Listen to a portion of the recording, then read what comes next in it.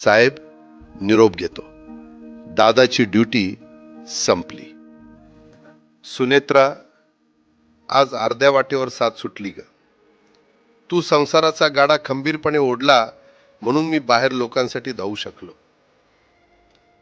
पार्थ, जय, युगेंद्र, रोहित. रोहित काय रे ते केस? किती वेळा सांगायचं ते नीट कर. जरा डाय लावून घे आणि शर्टाचं बटन लाव आधी नीट. तू नेहमी म्हणायचंस ना, दादांचं भावकीपेक्षा गावकीकडे जास्त लक्ष असतं. अरे भावकीचं प्रेम काळजात होतं म्हणूनच मी गावकीसाठी धावू शकलो. आता वरून सुद्धा माझं वॉच असणार आहे तुमच्यावर, लक्षात ठेवा. गड्यांनो, आता खंबीर व्हावं लागेल. पोरांनो, ही पवारांची तिसरी पिढी सुद्धा कामाची माणसं म्हणूनच ओळखली गेली पाहिजे.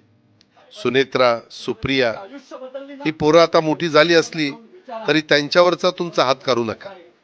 त्यांना पवारांचा संस्कार आणि कामाचा ध्यास दोन्ही द्या. सुप्रिया, राजकारणात आपण वेगवेगळे झेंडे घेतले, वेगवेगळे रस्ते निवडले, पण आपल्या रक्षाबंधनची गाठ कधीच सैल पडली नाही हे तुलाही माहिती आहे आणि मलाही. साहेब, आज पहिल्यांदा तुमचा हा पठ्ठा वेळेत नाही पोचू शकला. निघालो तर वेळेतच होतो, पण आज नियतीच्या मनात काही वेगळंच होतं.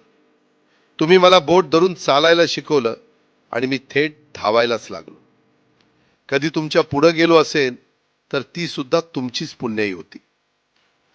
सुप्रिया, आता साहेबांना सांभाळण्याची आणि त्यांची काळजी घेण्याची पूर्ण जबाबदारी तुझी आहे. एका मोठ्या भावाच्या हक्कानं सांगतोय. सुनेत्रा, पार्थ, जय, सांभाळा स्वतःला. साहेब निरोप घेतो. दादाची ड्युटी संपली. माझा